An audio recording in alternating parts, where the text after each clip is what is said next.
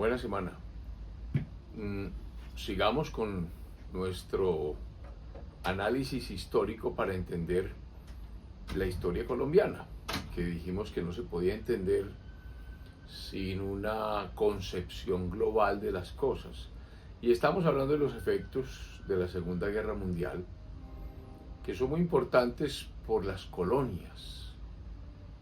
Una de las colonias más importantes es efecto de la Guerra Mundial era la India. La India era parte de Inglaterra. Recordemos que la reina de Inglaterra, Isabel II, fue reina de la India. Ya había un virrey inglés en la India.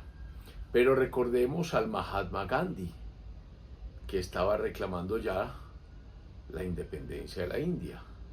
Sin embargo, cuando uno ve batallones ingleses en la Segunda Guerra Mundial, ve batallones indios siguiendo a la bandera inglesa, porque hacían parte de la India. También recordemos que la India tiene un problema, la religión, o un problema, no una coyuntura, la religión. La religión juega porque la religión une habitantes. Y en la India, pues tenemos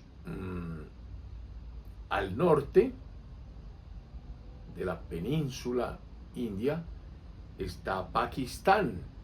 Y ese Pakistán, como todos esos nombres que fueron parte de la Unión Soviética, Uzbekistán, Kazajstán, todo eso es musulmán, cerca al Imperio Persa. Ahí está Pakistán, de las religiones musulmanas. En cambio, lo que llamamos la India es religión hindú. Y abajo de esa India, de esa península del Indostán, por India, península del Indostán, está Sri Lanka, que ya hablaremos de Sri Lanka. Y al norte, al noreste, está Nepal.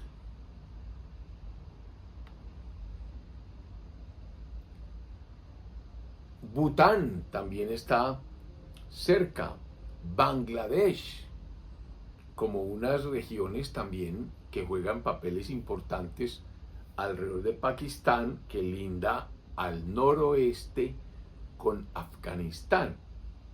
Entonces, también en la independencia india jugó un papel muy importante Nehru, el famoso Nehru.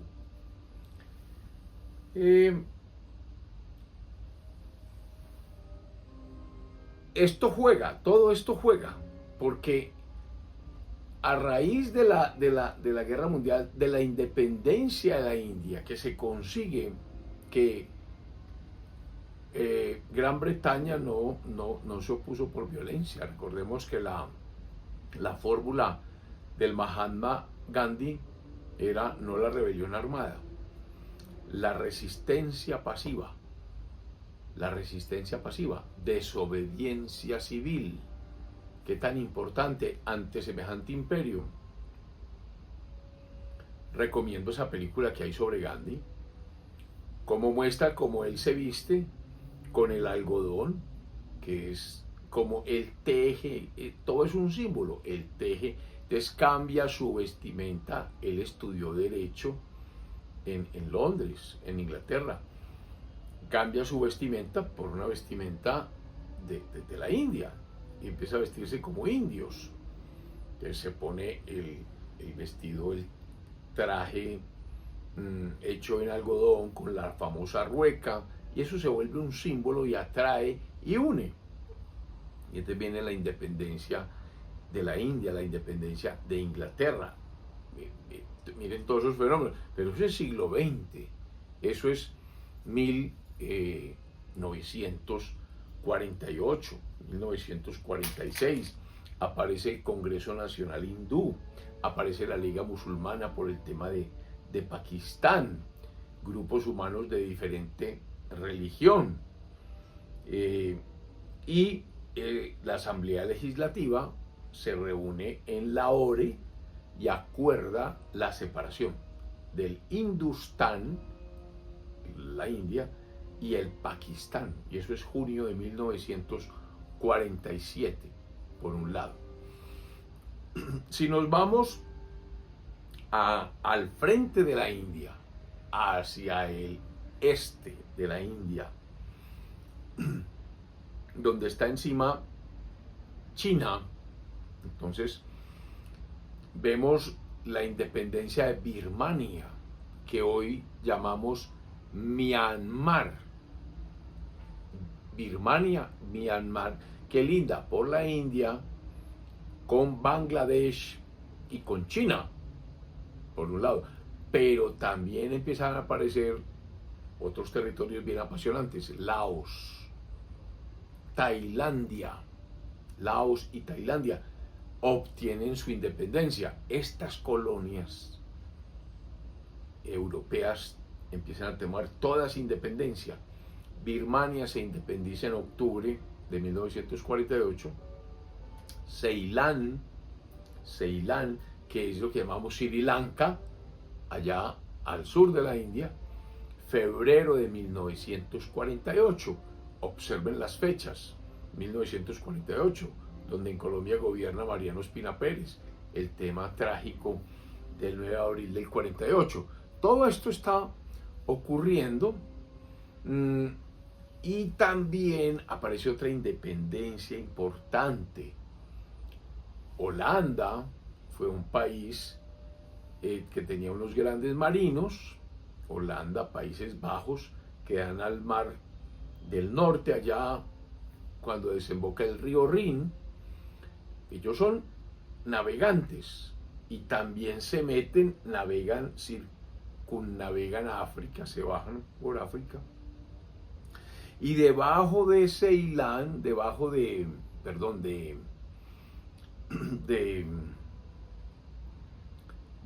Tailandia, lo que llamamos Tailandia, ellos tienen unas tierras, ellos están metidos, que llamaban las Indias holandesas, Esas Indias holandesas, antes y durante la Segunda Guerra Mundial, estuvieron ocupadas por los japoneses. Pues los japoneses,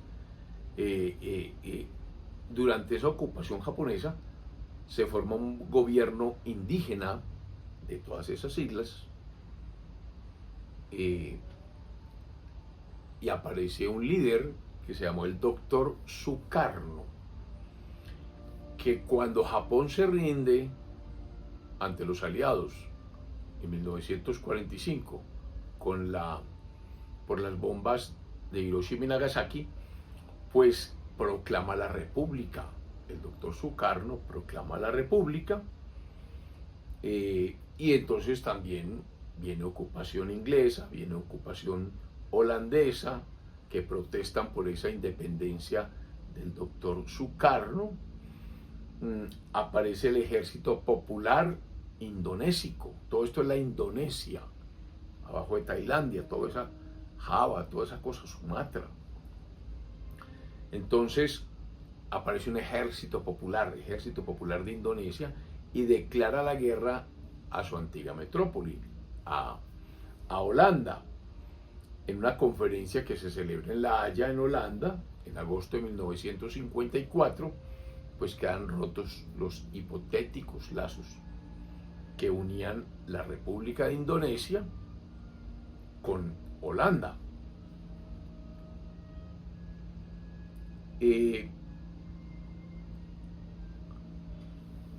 Eso por allá, como en el lejano oriente. En el oriente más próximo hay otros temas más complicados, porque todo ese que llamamos hoy Medio Oriente, es más bien Próximo Oriente, pero llamamos Medio Oriente, habían unos protectorados que venían de la Primera Guerra Mundial. La Primera Guerra Mundial, recordemos que fue la caída del Imperio Turco-Otomano, y todo este Medio Oriente era turco-otomano. Los turco-otomanos vencieron a Roma en 1453. 500 años después, ese imperio no existe, y con la Primera Guerra Mundial, pues los grandes triunfadores de la Primera Guerra Mundial son Francia e Inglaterra. También los Estados Unidos, pero no se mete mucho acá. En todo este tema de las colonias, los Estados Unidos fueron cuidadosos, pero Francia e Inglaterra no. Entonces, el Líbano, lo que llamamos hoy el Líbano, donde estaban esas ciudades tan importantes como Biblos, como Tiro, como Sidón, los antiguos fenicios. Biblos, Tiro, Sidón, los antiguos fenicios, que fueron los cartagineses que se enfrentaron a Roma en el siglo III antes de Cristo, las guerras púnicas. Era un protectorado francés, República del Líbano. Pues se desvincula de su protector, o sea, de Francia, y se crea la República del Líbano. Entonces Francia la reconoce en 1945. Y al lado del Líbano, al norte y al este del Líbano, está Siria, ese gran imperio sirio. Pues ya como cae el imperio turco, también adquiere la soberanía. 1946, la famosa Transjordania, todo eso adquiere su calidad de república. Eso es por el lado de Francia. Por el lado de Inglaterra, Inglaterra tenía Palestina. Palestina es un nombre que le dieron los romanos a toda esa región del Medio Oriente. Nunca existieron realmente los palestinos. Los romanos ocuparon eso y llamaron toda esa tierra Palestina, y aparece Palestina.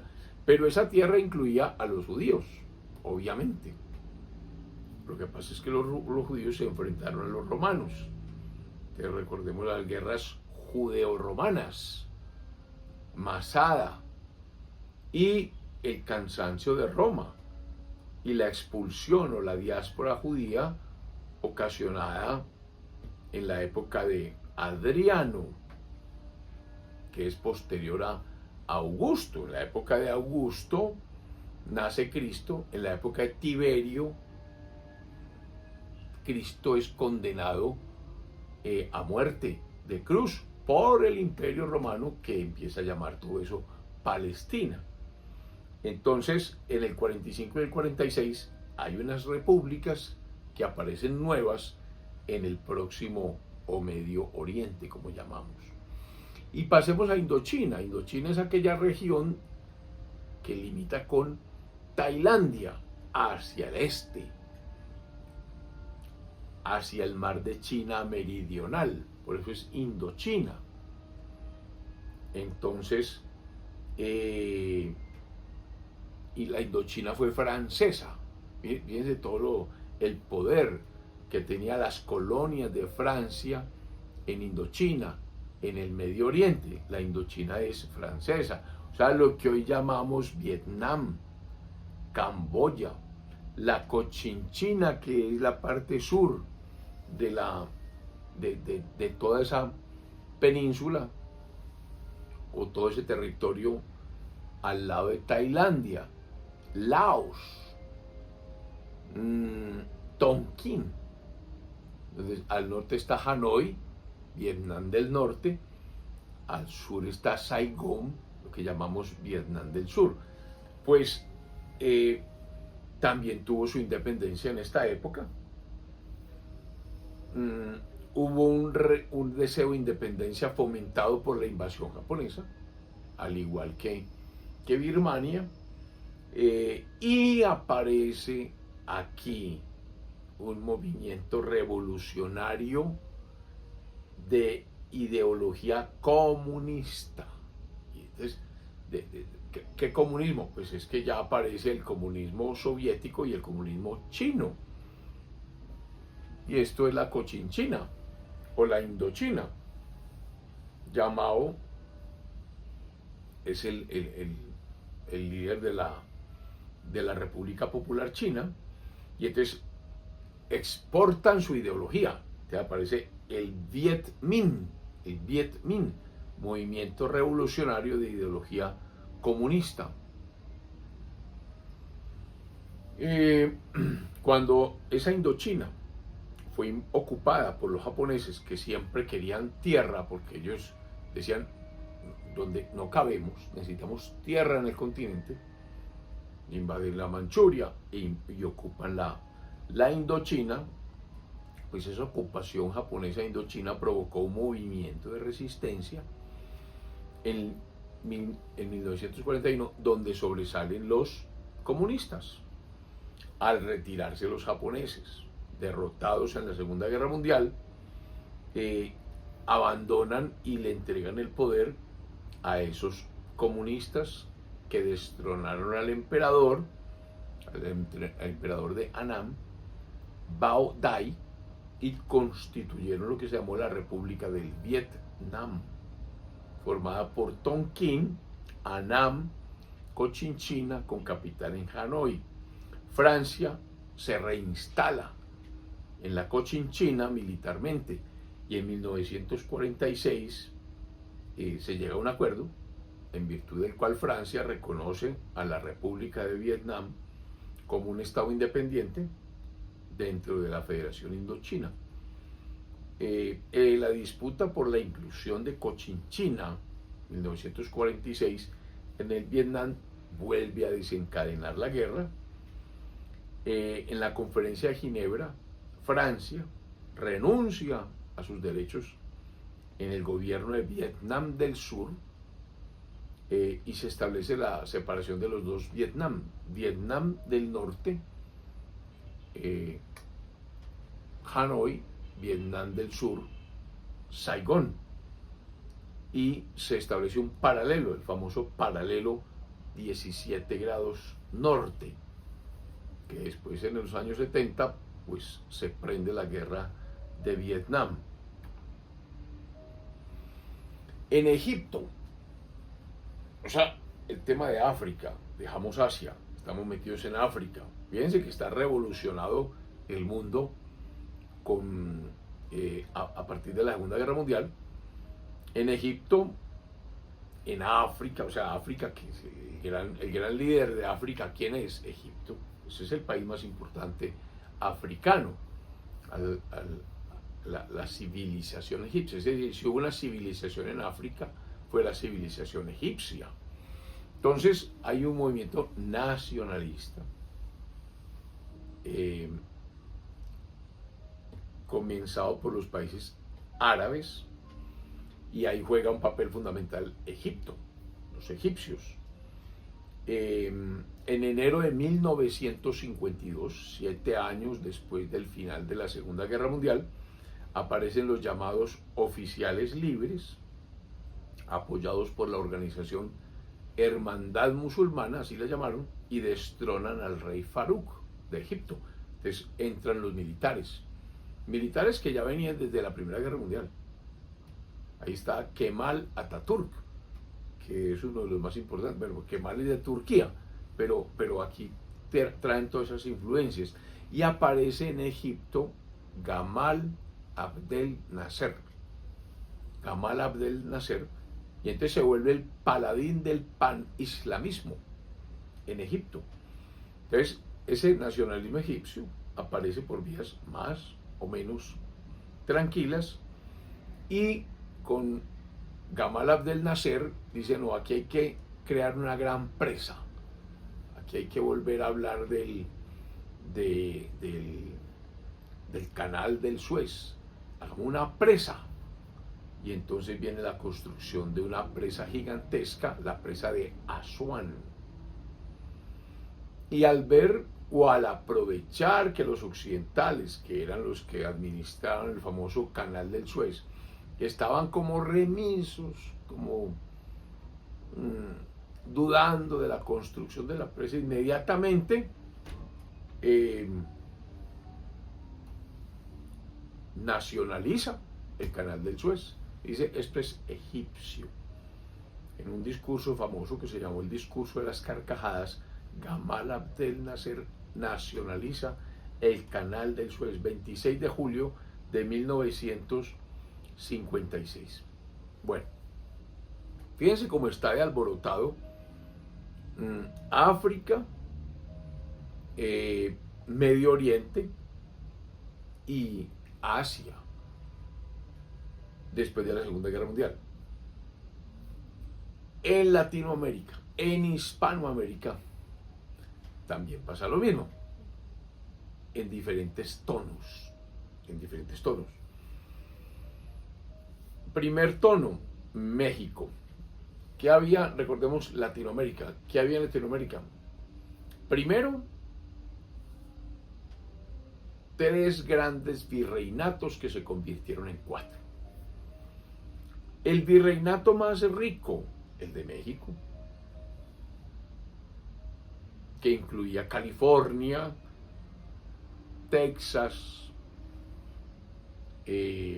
Florida, o sea, la mitad de Estados Unidos,